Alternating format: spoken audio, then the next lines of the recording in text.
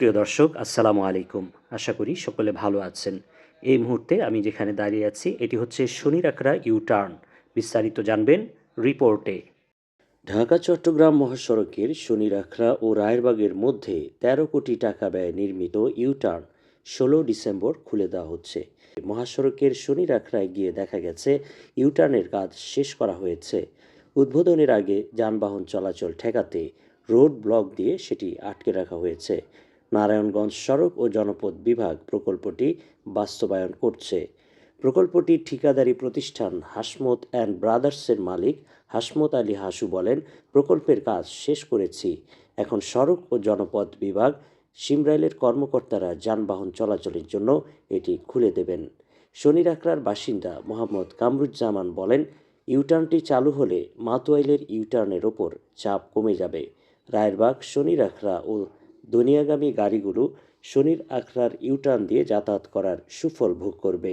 রায়েরবাগের বাসিন্দা আবুল হোসেন এবং মোহাম্মদ শাহ আলম বলেন, ইউটার্নের উত্তর পাশে সড়ক ও জনপথ বিভাগের জায়গায় কিছু দোকানপাট ও গ্যারেজ রয়েছে, সেগুলো উচ্ছেদ করা না হলে এর নেতিবাচক প্রভাব ইউটার্নে পড়বে। গত ফেব্রুয়ারিতে ইউটার্ন প্রকল্পের টেন্ডার আহ্বান করা হয়। গত ১২ আগস্ট ছিল কাজের শেষ সময়, কিন্তু সেখানে ডিপিডিসির ৮টি বৈদ্যুতিক খুঁটি থাকায় কাজ থমকে পড়ে। এ নিয়ে গত ২১ সেপ্টেম্বর সমকালে বিদ্যুতের ৮টি খুঁটিতে আটকে গেছে ১৩ কোটি টাকার প্রকল্প শিরোনামে একটি সংবাদ প্রকাশ হয়। এরপর ডিপিডিসি খুঁটি সরিয়ে নিলে প্রকল্পের কাজ আবারও শুরু হয়।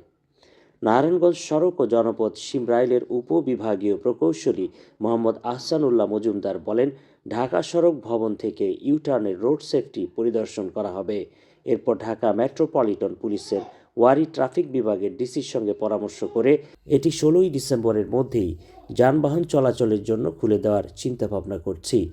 ওয়ারি ট্রাফিক বিভাগের ডিসি মোহাম্মদ আজাদ রহমান বলেন, নারায়ণগঞ্জ সড়ক ও জনপথ বিভাগের কর্মকর্তাদের সঙ্গে আলাপ হয়েছে। ইউটার্নটি তারা ১৬ই ডিসেম্বরের মধ্যেই যানবাহনের জন্য খুলে দেবেন। নারায়ণগঞ্জ সড়ক ও জনপথ সিমরাইলের নির্বাহী প্রকৌশলী আব্দুর রহিম বলেন, ১৬ই ডিসেম্বর ইউটার্নটি যানবাহন চলাচলের জন্য খুলে দেব।